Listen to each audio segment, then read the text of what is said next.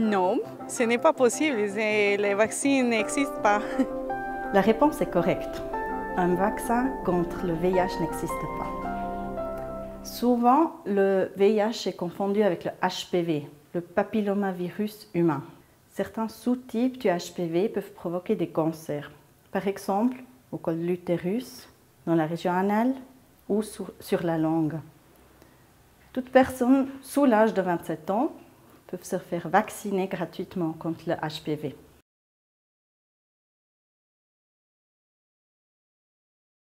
Alors c'est par relation sexuelle que je sache et puis peut-être avec la drogue, avec la seringue et tout ça. C'est ça que je sais. Les réponses données dans les vidéos précédentes sont quelque peu justes, mais en général les voies de contamination sont les rapports sexuels vaginaux ou anaux sans usage de préservatif, l'usage de seringues lors de la consommation de drogue par injection et la transmission de la mère à l'enfant pendant la grossesse, l'accouchement par voie basse, qui est encore l'accouchement vaginal ou l'allaitement. Mais il faudrait dire en général que 90% des infections se font lors des rapports sexuels non protégés.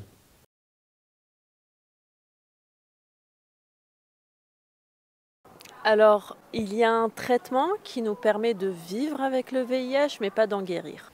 Oui, c'est tout à fait juste. Il existe un traitement contre le VIH qui s'appelle thérapie antirétroviraux.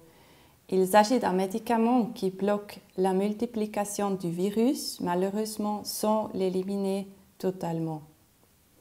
Les personnes vivant avec le VIH sous traitement efficace ne sont plus contagieuses et ont une espérance de vie normale. C'est un message très important à retenir. Les personnes sous traitement efficace ne peuvent plus transmettre le virus, même lors des rapports sexuels non protégés. Elles peuvent procréer et accoucher de manière tout à fait naturelle. La thérapie contre le VIH permet donc de maintenir sa qualité de vie et permet de préserver son état de santé.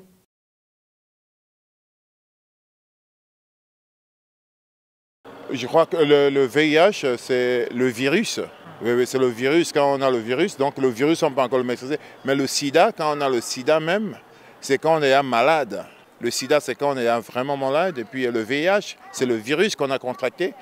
Et on peut encore le maîtriser pendant un moment, avec la bonne hygiène de vie.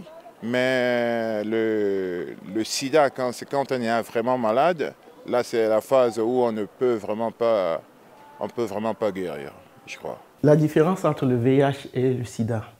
Le VIH, c'est le virus immunodéficience humaine qui, une fois dans le corps de la personne infectée, évolue vers le stade de la maladie si la personne ne suit pas de traitement.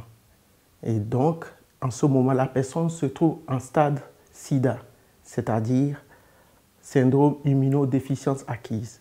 La personne a du coup un système immunitaire très affaibli qui est la proie des autres maladies graves opportunistes.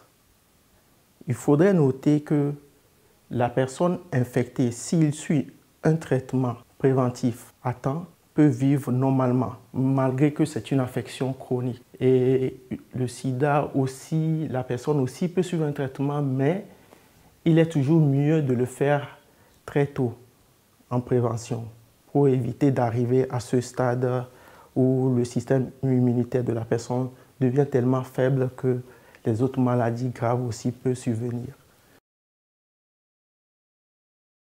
Oui, parce qu'on ne va pas lui en vouloir et je n'aurai pas de rapport avec la voisine. Elle ne peut pas me le transmettre.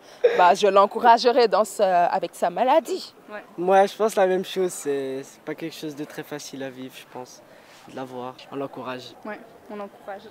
C'est une réponse très encourageante pour les personnes concernées qui sont malheureusement souvent issues d'une discrimination et stigmatisation dans notre société. Comme c'est justement dit, c'est absolument possible d'inviter sa voisine pour, par exemple, un souper sans prendre aucune précaution.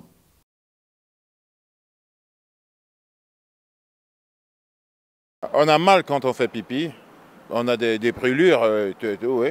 Ça indique qu'il y a quelque chose, il y a un problème. Pour moi, c'est ça.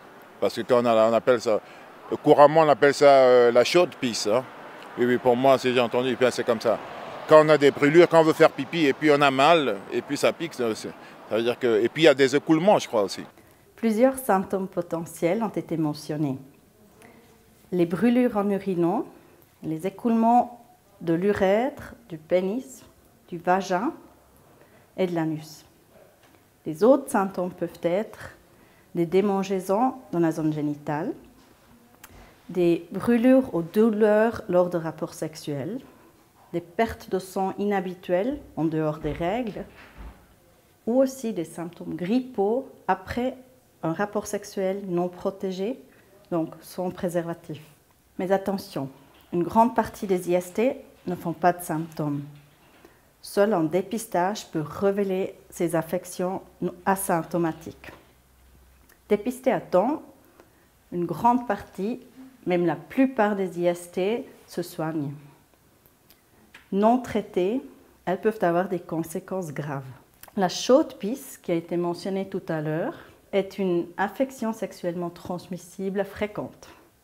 Elle est causée par des bactéries et aussi appelée la gonorrhée ou la blénorragie. Elle se traite et se soigne ou même guérit par des antibiotiques.